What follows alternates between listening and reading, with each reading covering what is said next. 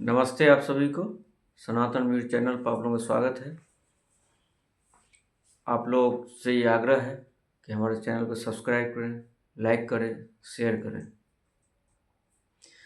आज हम बात करेंगे यूजीसी का जो नया अध्यादेश लाई है सरकार, उसके बारे में बात करेंगे। लेकिन इससे पहले कि मैं यूजीसी के बारे में नया जो कानून बनाया है, उससे पहले मैं कुछ इतिहास पर जानना चाहता हूँ। संघ और उनका जो पितृ संगठन है राष्ट्रीय स्वयंसेवक संघ, उसकी स्थापना 1925 में विजयादशमी को हुई थी। जिनके संस्थापक थे केशव बलराम हेडगेवार, वो एक ब्राह्मण थे। दूसरे सरसंघचालक थे जिन्होंने पूरे देश में विस्तार किया, वो थे माधव सदाशिवराव गोलवलकर, वो भी ब्राह्मण थे। तब से मोहन राव भागवत जी तक, बीच में रजू भैया जी को छोड़ के सारे के सारे सरसंघचालक ब्राह्मण हुए और रजू भैया राजपूत थे। इनके जो वैचारिक जो पितृपुरुष माना जाता है वीर सावरकर जी को, वो भी ब्राह्मण थे। फिर उसके बाद जो पहले जो जनसंघ बनी थी, संघ से एक पहला राजेंद्र दल का जनसंघ, उनके संस्थापक श्यामा प्रसाद मुखर्जी थे, वो भी ब्राह्मण थे। इनके जो वैचारिक जो जनसंघ के जो वैचारिक जो योद्धा थे पंडित दीनदयाल उपाध्याय, वो भी ब्राह्मण थे। उसके बाद वाजपेयी जो पहले प्रधानमंत्री बने, वो भी ब्राह्मण थे। तब से अब तक ब्राह्मणों और बनियों के और बाकी सवर्णों का पार्टी में प्रभाव रहा है। स्वतंत्रता के 30-40 वर्ष तक के बाद तक, जब देश पर कांग्रेस का राज था, तो संघ के जो प्रचारक थे, जो अधिकतर दक्षिण भारतीय महाराष्ट्रीय ब्राह्मण हुआ करते थे, उनको उत्तर भारत के जो सवर्ण थे, विशेष ब्राह्मण, राजपूत, वैश्य समुदाय के लोग, उन्होंने उनका पूरा समर्थन किया। उनको आर्थिक रूप से और बहुत सारे जो है बातों पर उनसे सहानुभूति रखते थे और उनका समर्थन भी करते थे। इसलिए इनके जो संघ के जो संघ सेवक होते थे, वो उत्तर भारत में रहते थे, उनको कभी दिक्कत नहीं हुई। जबकि भाजपा को, जनसंघ को और फिर भाजपा को कोई वोट मिलता नहीं था, लेकिन उनको इस सवर्णों से सहयोग सदैव मिलता रहा है। पहली बार और जब जनसंघ बनी हुई थी या फिर भाजपा बनी थी, तो उनमें भी यह था कि ये बनियों की पार्टी है, ब्राह्मणों की पार्टी है और शहरियों की पार्टी है। पहली बार जनसंघ में, पहली बार जब जनसंघ जनता पार्टी विलय हुआ, जनता सरकार बनी थी, उसमें जनसंघ का विलय हो गया था, उसमें सरकार बनी थी, तो मंडल आयोग लागू हुआ।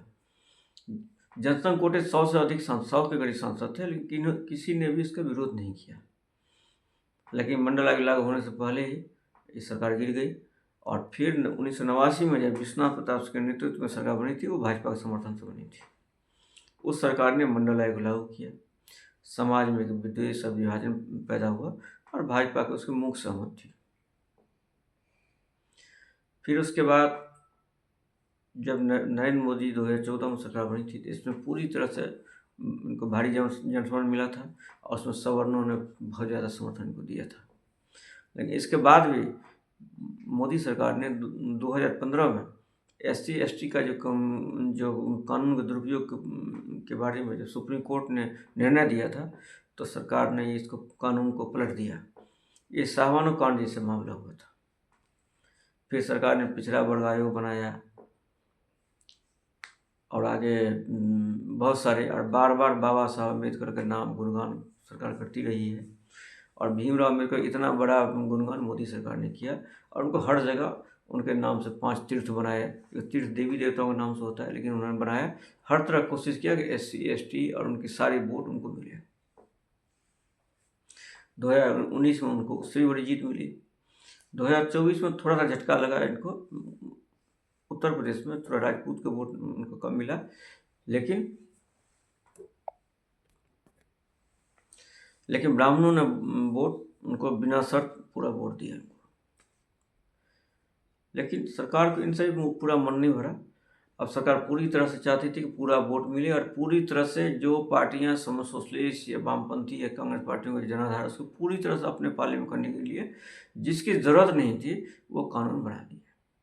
पहले SC/ST के लिए था, फिर उसमें OBC भी डाल दिया, और अब उसको पूरी तरह से विश्वविद्यालय में लागू करने का निर्णय कर रही है, जिसकी कोई ज़रूरत नहीं थी।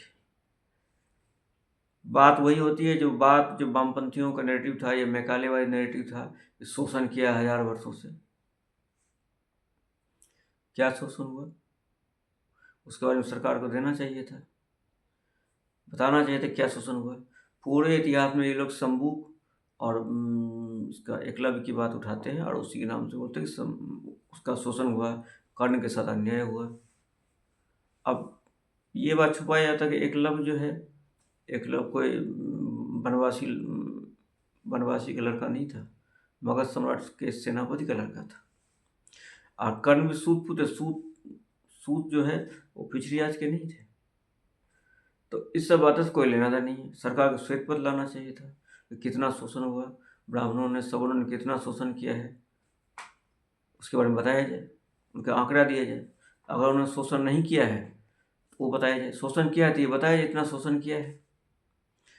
अब पूरी तरह से हर जगह ब्राह्मणों, भारत छोड़ो, रसिया चले जाओ, ये सब नारे चल रहे हैं। तो कई लोग ये कह रहे हैं कि मोदी जी को पता ही नहीं था, कई लोग ये भी कह रहे हैं धर्मेंद्र प्रधान जी को पता नहीं था। जब उनको कुछ पता नहीं है तो सरकार क्यों चला रहे हैं? और जब मोदी जी हैंडपम्प के भी लगते हैं तो उद्घाटन कर चले जाते हैं, ट्रेनों को हरी झंडी दिखाने चले जाते हैं, तो ये कह ही नहीं सकते उनको पता ही नहीं था। तो अगर उनको पता नहीं था तो भी उनको सरकार चले जाने का अधिकार नहीं है, और पता था तब भी वही बात है। तो ये बहुत ही इसके परिणाम बहुत भयानक होंगे, सामाजिक विभाजन होगा। इससे किसको लाभ हुआ? अभी अभी नारे लगे थे बटोगे तो कटोगे,